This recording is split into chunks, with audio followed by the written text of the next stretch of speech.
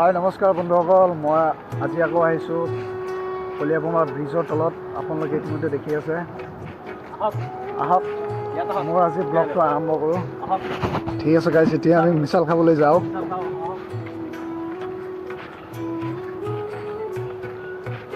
গোটেই ব্ৰিজৰ তলত এটা দোকানহে পাব।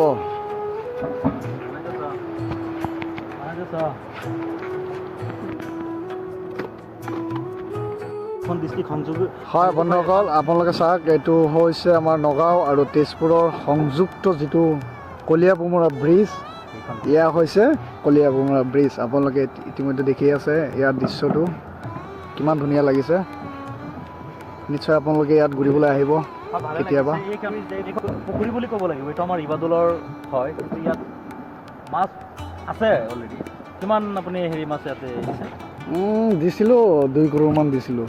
এতিয়া মানে আপুনি মাছকেইটা উঠাব পাৰিছেনে নাই? নাই, এই পানী বহুত পানী হৈ গ'ল নহয় এতিয়া, সেইটো কাৰণে মানে নাই আৰু। শুকাবনে পানী?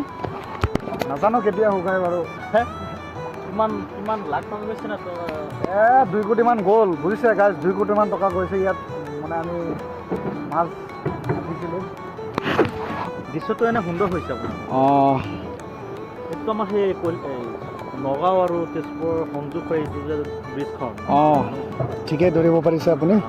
এয়া হৈছে নগাঁও আৰু তেজপুৰ ডিষ্ট্ৰিক্টৰ মাজত। তেজপুৰ নহয়, শোণিতপুৰ ডিষ্ট্ৰিক্ট। সেইটোৱে তেজপুৰ, শোণিতপুৰ ডিষ্ট্ৰিক্টৰ মাজত যিটো হৈছে, সকলোৱে জানে যে তেজপুৰ বুলি কয়। সেই তেজপুৰৰ মাজত এয়া হৈছে কলিয়াবোমা ব্ৰিজ। সেই ব্ৰিজখন যিটো পুৰণি ব্ৰিজ, এইটো হৈছে পুৰণা আৰু এইটো নতুনকৈ বনোৱা। 3 বছৰ হ'ল। 3 বছৰমান হৈছে। আৰু এইটো কিমান হ'ল? আমাৰ জন্মৰ আগৰ পৰা। এইটো প্ৰায় 30-40 মান হ'ব।